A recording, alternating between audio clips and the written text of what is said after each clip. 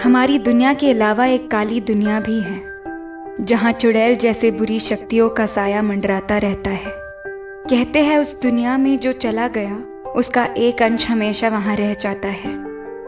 ऐसा ही कुछ हुआ मेरे साथ भी, जब बरगद के पेड़ पे बैठने वाली चुड़ैल ने मेरी जान ले ली थी।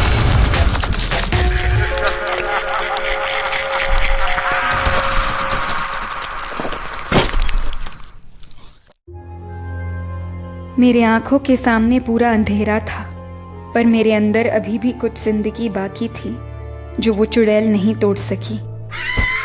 मैं धरती पे गिर गई। मैंने आंखों से पट्टी हटाई तो देखा मैं वापस अपनी दुनिया में आ चुकी हूँ, पर आसपास कोई नहीं था। कहाँ गए सारे खेलने वाले दोस्त? मैं घबरा गई। मैं यहाँ कैसे आई मुझे कुछ याद नहीं, बस याद है तो उस चुड़ैल का खौफनाक चेहरा।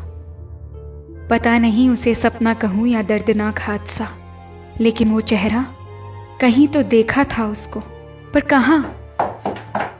मैं भाग के उस फोटो फ्रेम को देखने गई और जो मैंने देखा उससे मैं तो हैरान रह गई। ये तो उस चुड़ैल की ही तस्वीर है। ये कैसे हो सकता है? इस घर में उसकी फोटो? फिर एकदम से एक तेज हवा का झोंका आया और वो फोटो गिर गई।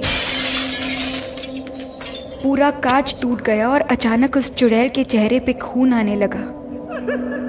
मुझे उसके हंसने की आवाज सुनाई देने लगी। मैं डर के पीछे हो गई और चिल्लाने लगी, अर्पित! अर्पित! अर्पित भागता हुआ आया और मुझे देख के रुक गया। उसने बताया मेरी आंखों से खून निकल रहा है, पर मुझे वो दर्द महसूस क्यों नहीं हो रहा। मुझे कुछ समझ नहीं आ रहा था। ऐसा लग रहा था मानो वो चुड़ैल अभी भी मुझे काबू कर रही है। मैंने अर्पित से पूछा कि ये औरत कौन है, तो वो रोने लगा। मैंने दोबारा पूछा तो उसने बोला ये उसकी नानी है, जिनका अभी अभी देहांत हुआ है। ये सुन के मैं तो हैरान रह गई। वो चुड़ैल अर्पित की नानी है जो मुझे मारना चाहती है, पर क्यों? अर्पित बहुत दुखी हो गया था। मैंने उसको गले लगाया और थोड़ा सहलाया, पर मुझे उसे सच बताना ही था। मैंने अर्पित का हाथ पकड़ा और एक कमरे में ले गई। मैंने उसे पूरी बात बताई कि क्या क्या हुआ। वो भी थोड़ी देर सुन रह गया। फिर वो भाग के गया और नानी की एक किताब लेकर आया, जिसमें काली ताकतों के रहस्य लिखे थे। नानी जादू टोटके करके अपनी काली दुनिया में सालों तक जवान रही, और उस जवानी को बरकरार रखने के लिए वो चुड़ैल समय समय पे जवान लड़कियों के सपनों के माध्यम से उनके शरीर पे कब्जा कर लेती थी।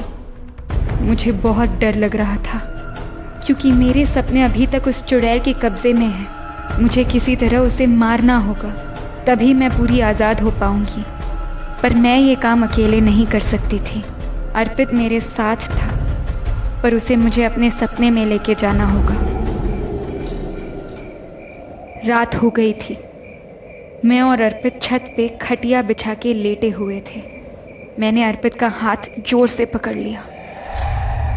एक बड़ा बादल आया और चारों तरफ अंधेरा छा गया। मैंने आंखें खोली तो मैं फिर से काली दुनिया में आ चुकी थी। वही दलदल, वही खेत, पर अर्पित कहीं दिखाई नहीं दे रहा था। शायद मैं अब अकेली ही थी। मैंने देखा बरगद के पेड़ पे कोई नहीं था। मेरी दिल की धड़कनें तेज हो चुकी थी, क्योंकि मुझे पता था कि वो चुड़ैल मुझे ढूंढ रही होगी। बड़ी जोर लगा के मैंने पैर दलदल से निकाले और खेत की झाड़ियों में जाके छुप गई। फिर अचानक पीछे से कुछ आवाज आई, जैसे कोई झाड़ियों में हो। मैं पीछे नहीं मुड़ना चाहती थी। मेरा शरीर एकदम ठंडा पड़ गया था। इतने तेज हवा चलने लगी कि सारी झाड़ियाँ जोर जोर से हिलने लगी। मैंने अपनी आंखें बंद कर ली और रोने लगी, मुझे छोड़ दो नानी, मुझे छोड़ दो। फिर आई उस हंसी की आवाज़ जिससे मेरी रूह कांप गई। मैंने आंखें खोली तो वो चुड़ैल तो बिल्कुल मेरे सामने थी। मैं उठ के भागना चाहती थी, पर उसने अपनी ताकत से मुझे वही ज़मीन में गाड़ दिया। वो उड़ के आसमान में जाकर खड़ी हुई और पूरी धरती हिलने लगी। मैंने कोशिश की उठने की, पर मैं उठ ना पाई। मेरी ताकत कुछ नहीं थी उसके सामने। मैं कमज़ोर पड़ते जा रही थी।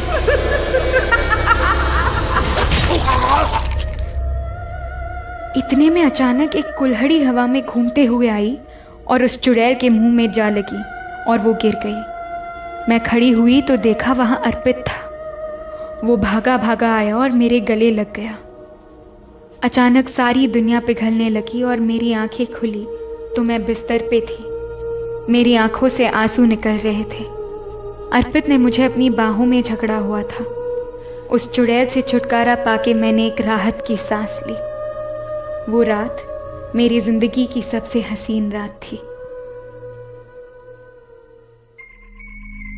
दोस्तों, आपको अगर ये कहानी पसंद आई तो इसे सेव करें और शेयर करें। और डरावनी कहानियों के लिए मेरी प्रोफाइल को फॉलो करें।